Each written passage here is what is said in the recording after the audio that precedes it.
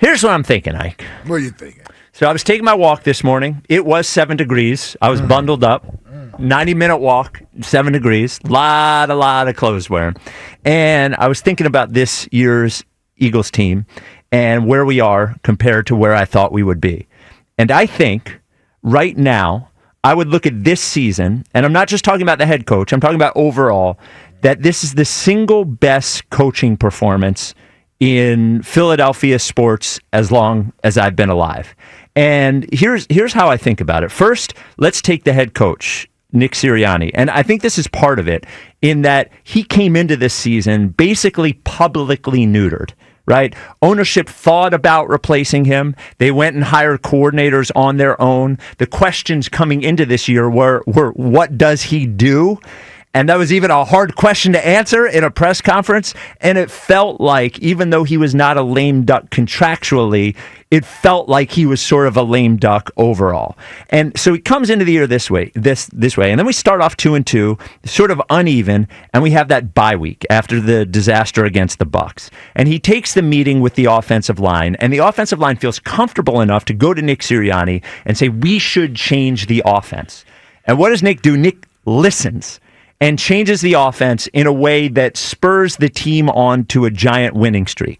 And the season was also not without trauma and was not without controversy. Now, he created this, but the controversy after the Browns week, how did they respond? They responded by winning 28-3, right? Mm-hmm. There was the controversy. So there's controversy going into the bye. Then there's a controversy the Brown week. Then there was the disaster week after the Jalen AJ comments and Brandon Graham show. And once again, we have this whole thing with the quarterback and the wide receiver. And what do? They come out the next week against the Pittsburgh Steelers. They win the game. So from a head coaching standpoint, I think it's a great performance, but it doesn't just stop there.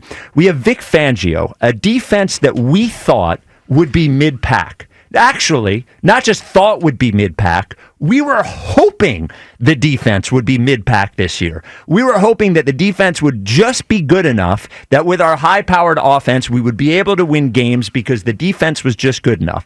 Well, what do we have here? We have a defense that is number one across the board. A defense that is built around their biggest offseason signing, by the way, as far as money, was an edge rusher who doesn't even play. So a defense that does have stars. Jalen Carter is a star, of course, but one-year contracts and rookies. We have two rookies playing in the defensive backfield. Yeah. We have a guy on a one-year deal that was brought in as basically a special teamer and an extra linebacker that is now an all-pro. Mm-hmm. And by the way, this might be the best coaching job of Vic Fangio's career, because I know Vic Fangio is a great defensive coordinator, but you look through his history, it's not like it's number one defense after number one defense after number one defense. There's a lot in the teens, stuff like that. So Vic Fangio, an incredible performance from him. And, he's last, but I don't think Kellen Moore shouldn't be mentioned here, because Kellen Moore also came in with one idea of how this offense was going to look and also had to adjust on the fly,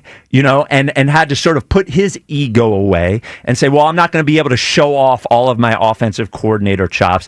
And here we sit after a 14-3 regular season with a home NFC championship game. Not only that, the favorites to win the Super Bowl.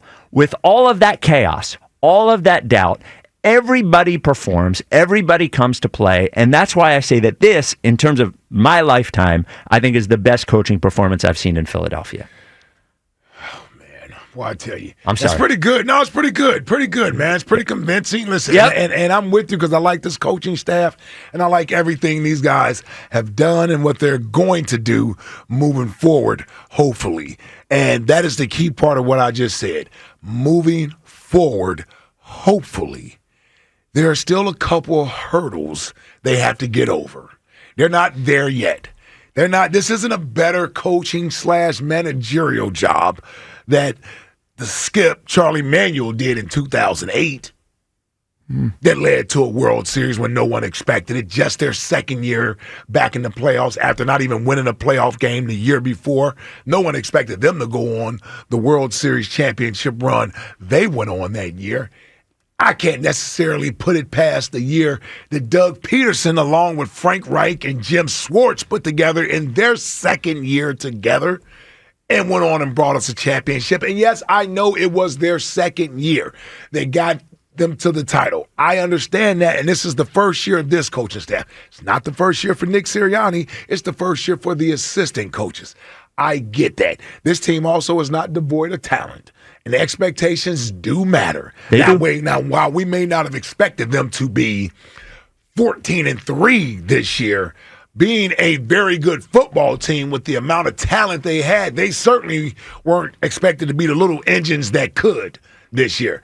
And I don't even know if I would put this year at this point in front of, and I'm just going in recent memory, 2022 year that Rob Thompson had with the Phillies when he took over after Joe Girardi was fired in the middle of the season and the team was below 500 and that team got within 2 games of being World Series champions. None of us saw that coming. And by the way, that still may be the greatest postseason run I've seen from any team in my time of being here in Philadelphia. And it didn't even lead to a title. But when you think about the dramatics and the home runs that were hit by some of those key players, man, what a run in 2022 that was.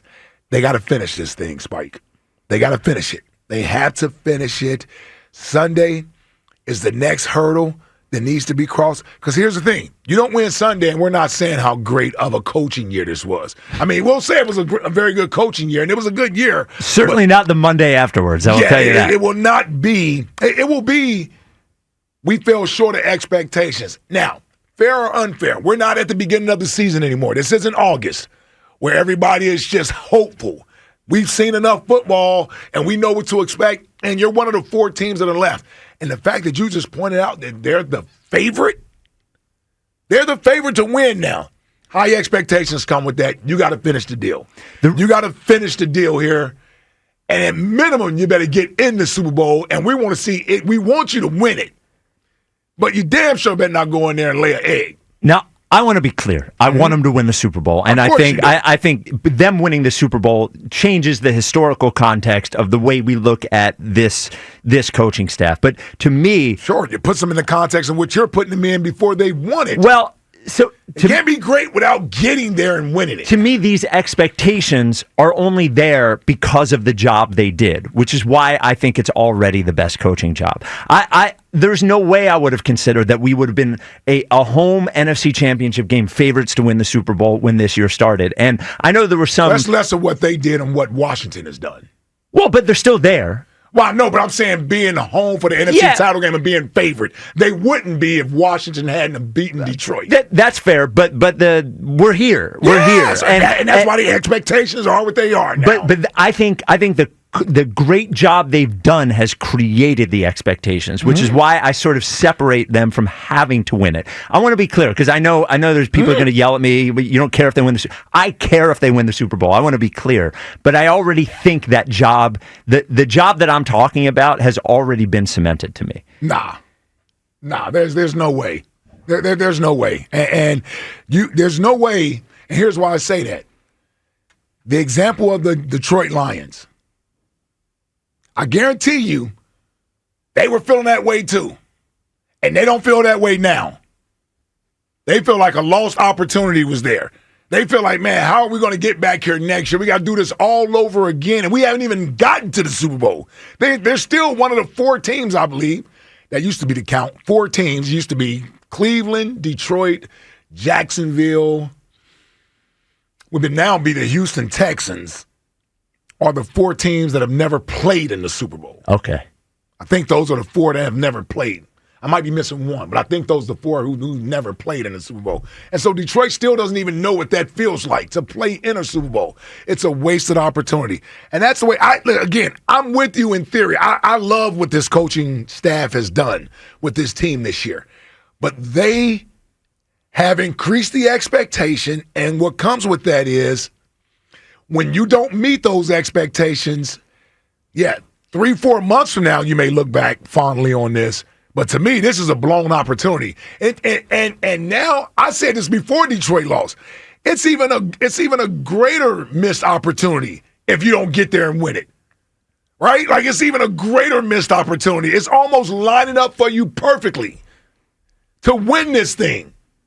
We got one in our trophy case. I don't want to hear this is the sixth time we've hosted the NFC Championship game. Yeah, hang the more banner. than any other NFC. All that stuff don't matter. All that means is those are more opportunities that we blew. And I was a part of 4 of them, so I'm not leaving myself out of there. I was on teams that was part of 4 of them that we blew.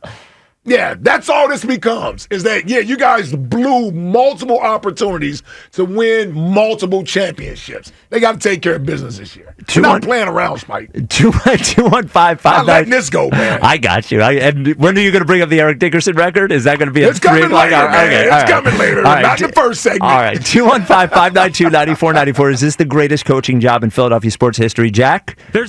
If they lose this weekend, which we all hope they don't, this is going to look ridiculous. You can't lose in the NFC Championship game and think this is the best coaching job of all time. Jim Fregosi, Larry Brown, Doug Peterson. All 3 better coaching jobs than Nick Sirianni in this. Just because they won a championship. Well, Jim Fregosi didn't even win Jim one. Jim Larry Fregosi Brown didn't either. Well, wait a minute. How is Jim Fregosi's better? Because that team was the last place team in 1992, and then they went to the World Series. I mean, that's going from nothing to 90-some wins. Can we have a separate show where we talk about baseball managers, except rather than including them in this, the real conversation about coaching? Well, Nick Sirianni's a baseball manager. What? No, he's not. Yes, he is. No, he's not. Yes, he is. No, he's not. Yeah. Like Fangio's not. Fangio's actually right. But come on, he's basically a baseball man. No, he's not. What's he? All right, never mind. All right, 215. Positive day. Positive day. All right, 215-592-9494. Is this the greatest coaching job in Philly sports history?